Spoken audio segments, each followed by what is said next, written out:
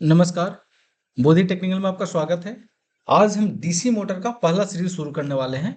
इस सीरीज में हम समझेंगे डीसी मोटर का कार्य सिद्धांत और फ्लेमिंग का बाएं हस्त नियम, जो कि डीसी मोटर जो काम करता है फ्लेमिंग का बाएं हस्त नियम पे कार्य करता है। इसीलिए हम यहाँ पे फ्लेमिंग का बाएं हस्त नियम करने वाले हैं। और अभी इसी में हम समझेंगे डीसी का कार्य सिद्धांत। बेसिकली इसमें हम समझने वाले हैं कि डीसी मोटर को जब हम सप्लाई देते हैं, मतलब इलेक्ट्रिकल पावर देते हैं, तो मैकेनिकल पावर में हमको मैकेनिकल एनर्जी कैसे, मतलब आउटपुट में जो है मैकेनिकल एनर्जी हमको कैसे प्राप्त होता है। ठीक है, तो चलिए शुरुआत करते हैं। इसमें हम शुरुआत करेंगे, एक छोटा सा फिगर से शुरुआत करने वाले हैं। एक मिनट, एक छोटा सा फिगर से शुरुआत करने वाले हैं। तो चलिए सबसे पहले हम एक फिगर से शुरुआत करते हैं। देखिए, ये फिगर जो हम बनाने वाले हैं, एक मैग्नेट बनाने वाले हैं और इसके में हम एक कंडक्टर को रखने वाले हैं जिसमें करंट का फ्लो हो रहा है। जिसमें क्या हो रहा है? करंट का फ्लो हो रहा है। एक इस मैग्नेट है और एक कंडक्टर है जिसमें करंट का फ्लो हो रहा है। बेसिकली हम एक बताना चाह रहे हैं कि एक चालक है, वो ऐसे जगह पर रखा गया है जहां पे मैग्नेटिक फील्ड है।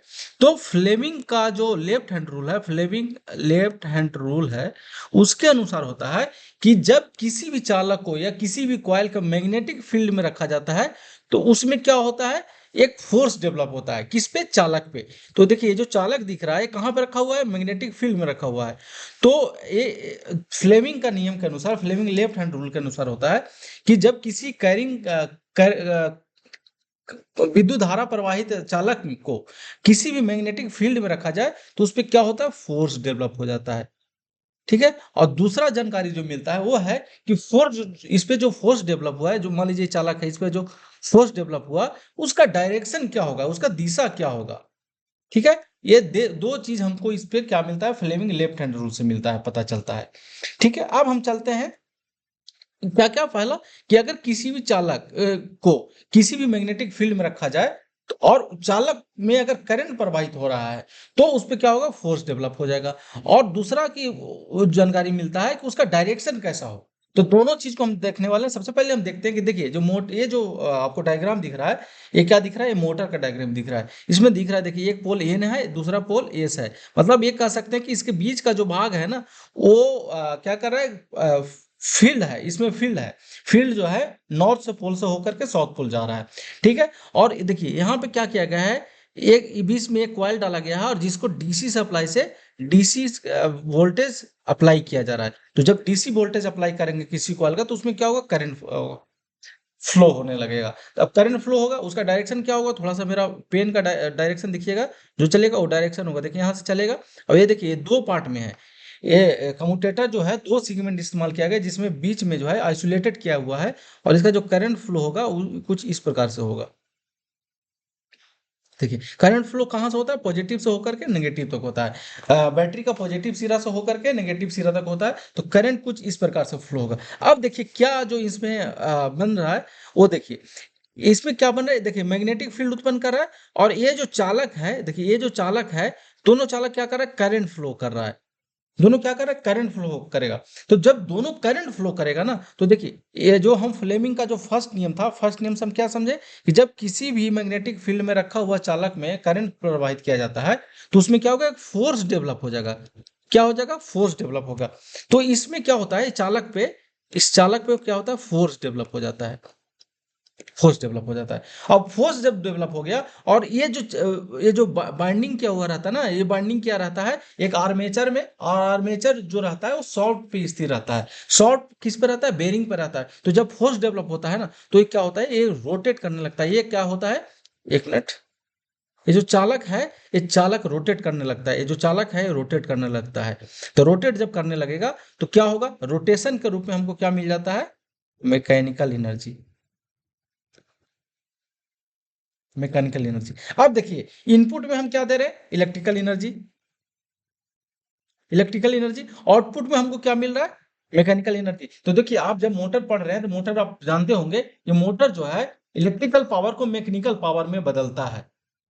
मोटर जो है इलेक्ट्रिकल पावर को मैकेनिकल पावर में बदलता है। कैसे बदलता है वो हम लोग समझ रहे हैं, किस नियम से बदलता है वो भी हम समझ रहे हैं। फ्लेमिंग का राइट हैंड रूल जो होता है उसको आप उस नियम के आधार पे क्या होता है कि जब किसी भी मैग्नेटिक फील्ड में रखा हुआ चालक में करंट प्रवाहित किया जाता है तो उसमें एक फोर्स डेवलप हो जाता है, और फोर्स जो डेवलप होता है उस चालक को या उस आर्मेचर को हम कह सकते हैं, उस आर्मेचर को रोटेट कराने लगता है। रोटेट कराने का मतलब कि जो हमको इलेक्ट्रिकल पावर था वो मैकेनिकल पावर में रोटेशन के रूप में प्राप्त होता है। ठीक है, तो ये इसका क्या हो गया, कार्यप्रणाली हो गया, कैसे काम करता है। अब हम दूसरा नियम जो दूसरा चीज समझने वाले हैं कि जो इसका डायरेक्शन होगा ना, वो डायरेक्शन कैसे होगा उसको समझने वाला है। दूसरा क्या होता है, Fleming right hand left hand rule से क्या होता है, डायरेक्शन का पता चलता है। तो डायरेक्शन ज्ञात करने के लिए आप दो चीज कर सकते हैं कि देखिए, एक क्या है फ्लक्स का डायरेक्शन अगर आपको पता हो, और दूसरा अगर करंट का डायरेक्शन, अगर करंट का डायरेक्शन पता हो तो फोर्स का डायरेक्शन जो होगा ये होगा। ठीक है, फोर्स क्या होगा, इस डायरेक्शन में रोटेट करेगा, जो कि अंगूठा का डायरेक्शन बता रहा है। देखिए ये हो अंगूठा, ये है तर्जनी, और ये है मध्यमा। मतलब फ्लेमिंग का जो बाएं हाथ नियम है उससे बताया गया है कि तीनों उंगलियों को परस्पर इस प्रकार को फैलाना है कि अगर जो तर्जनी है फ्लक्स का डायरेक्शन बताए, तर्जनी क्या करे, फ्लक्स का डायरेक्शन बताए, बी मतलब होता है फ्लक्स डेंसिटी होता है। ठीक है, और अगर जो मध्यमा है वो करंट का डायरेक्शन बताए, तो जो अंगूठा होगा ना वो क्या बताएगा, वो बताएगा जो उसका रोटेशन है उसका डायरेक्शन की किस डायरेक्शन में रोटेट करेगा। तो इसमें आपसे अगर बात किया जाए, देखिए इसमें आपसे पूछा जाए कि बताइए कि इसका जो रोटेशन का डायरेक्शन होगा वो क्या होगा। तो देखिए फ्लक्स का डायरेक्शन हमारा ये है, फ्लक्स का डायरेक्शन यही है ना, एन से एस की ओर जाएगा। और हमारा करंट का डायरेक्शन क्या है, करंट का डायरेक्शन हमारा ये है। करंट का डायरेक्शन क्या है, तो रोटेशन का डायरेक्शन क्या होगा, रोटेशन का डायरेक्शन जो होगा ना वो ये बताएगा। लेकिन इसका देखिए करंट का डायरेक्शन जब नीचे की ओर था ना, देखिए यहाँ पे जब नीचे देखिए ये इधर की ओर था और ये नीचे की ओर था, तब इसका क्लॉकवाइज था। लेकिन इसमें देखिए, इसमें आप देख सकते हैं कि इसका जो डायरेक्शन है ना वो चेंज हो गया है। तो इसमें जो डायरेक्शन होगा उसका रोटेशन का डायरेक्शन ये होगा। यहाँ पे की अगर हम बात करेंगे तो इसमें जब करंट का सप्लाई दिया जाएगा तो रोटेशन जो है रोटेट जो करेगा इस डायरेक्शन में करेगा। लेकिन आप देख रहे होंगे कि रोटेशन इसमें ये सिर्फ बताने के लिए बताया गया है कि जब हमारा जो करंट अगर किसी भी मैग्नेटिक फील्ड में चालक में प्रवाहित किया जाता है तो रोटेट करेगा, ये डायरेक्शन नहीं बता रहा है, रोटेट करेगा ये बता रहा है। ठीक है, लेकिन इसमें अगर डायरेक्शन जानकारी करना होगा तो इसका जो डायरेक्शन होगा ये होगा, क्योंकि करंट का डायरेक्शन ये है और इसका फील्ड का डायरेक्शन ये है, इसलिए रोटेशन का डायरेक्शन जो होगा ये होगा। ठीक है, क्यों, क्योंकि हम करंट का डायरेक्शन को सिर्फ चेंज कर दिए हैं। अगर हमारा फ्लक्स का डायरेक्शन ये होता, करंट का डायरेक्शन ये होता, तो हमारा जो ये फ्लक्स का डायरेक्शन रोटेशन का डायरेक्शन होता ये होता, मतलब क्लॉकवाइज होता, क्लॉकवाइज होता। ठीक है, तो ये इसमें हम दो चीज समझे, क्या समझे, जो हमारा मोटर है वो कैसे काम करता है, और फ्लेमिंग के नियम के अनुसार जो हमारा फोर्स डेवलप हो रहा है और उसका जो करंट का डायरेक्शन है, रोटेशन का डायरेक्शन है वो क्या होगा, उस चीज को हम लोग समझे हैं। अब यहाँ पे हम थोड़ा सा समझते हैं, लैंग्वेज में समझने का कोशिश करते हैं कि डीसी मोटर जो है उसका कार्य सिद्धांत कैसे काम करता है। तो देखिए विद्युत चुंबकत्व, डीसी मोटर विद्युत धारा और चुंबकीय क्षेत्र के बीच परस्पर क्रिया होती है। जो हमारा ये इस फिगर में आप देख रहे हैं कि जो चुंबकीय क्षेत्र है और जो विद्युत धारा जो चालक में प्रवाहित हो रहा है उसके बीच में जो परस्पर क्रिया हो रहा है, उससे क्या हो रहा है, उससे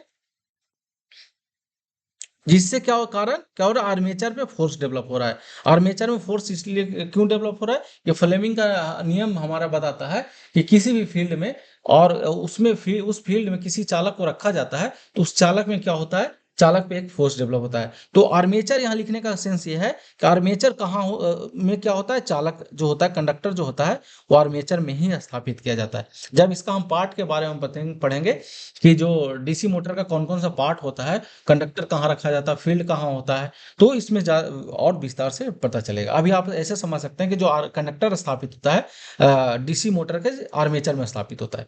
ठीक है, आगे हम देखते हैं फ्लेमिंग का बाएं हस्त नियम। डीसी मोटर का कार्य सिद्धांत जो है फ्लेमिंग के बाएं हस्त नियम के आधारित है, जो बताता है कि जब किसी चालक में विद्युत धारा प्रवाहित होती है और वह चुंबकीय क्षेत्र में रखा जाता है, ठीक है, चुंबकीय क्षेत्र में क्या कर जाता है, रखा जाता है, तो उस पर एक प्रकार का बल कार्य करता है। ठीक है, आर्मेचर और फील्ड कॉइल, आर्मेचर और फील्ड कॉइल के बारे में जान लेते हैं। आर्मेचर है और फील्ड कॉइल। आर्मेचर कौन सा होगा, ये जो पार्ट हुआ आर्मेचर हुआ, और ये जो हुआ ना ये फील्ड हुआ। ठीक है, ये ऐसे होता है, देखो आप इसको ऐसे समझ सकते हैं।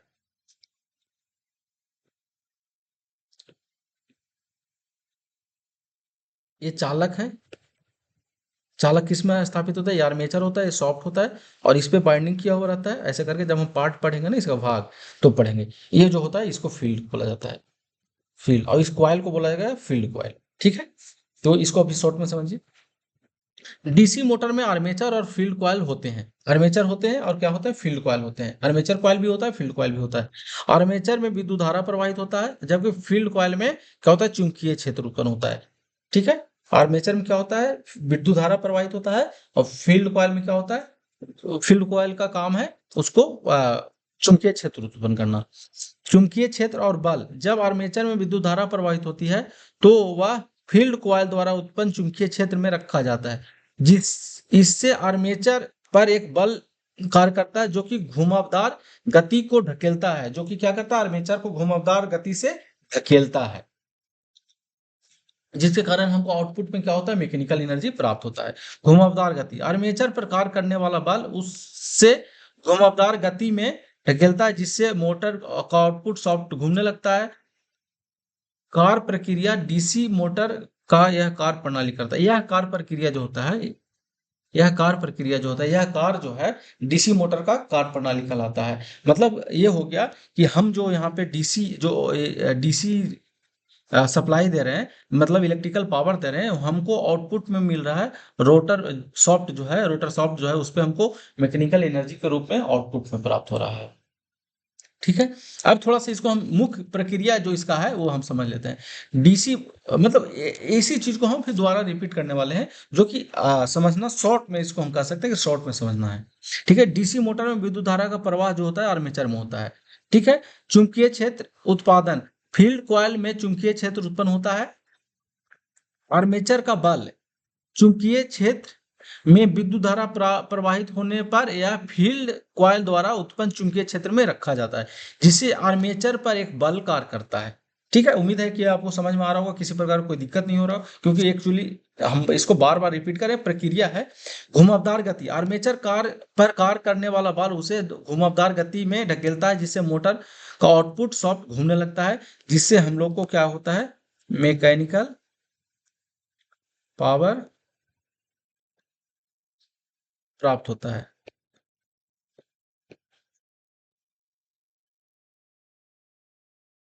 ठीक है, जिसे हमको मैकेनिकल पावर कहता है। कहने का मतलब वो जो हमारा इलेक्ट्रिकल पावर था वो हमको मिलता है मैकेनिकल पावर में। ठीक है, ये इसका कार्य प्रणाली है।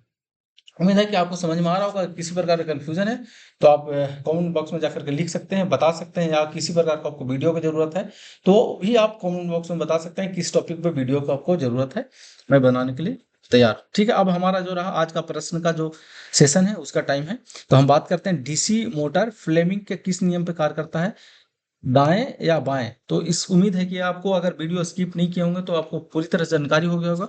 डीसी मोटर जो है फ्लेमिंग के बाएं हस्त नियम पर काम करता है, और जो जनरेटर है फ्लेमिंग का राइट हैंड रूल पे कार्य करता है। तो चलिए मिलते हैं नेक्स्ट सेशन में, आज के लिए इतना ही। Thank you.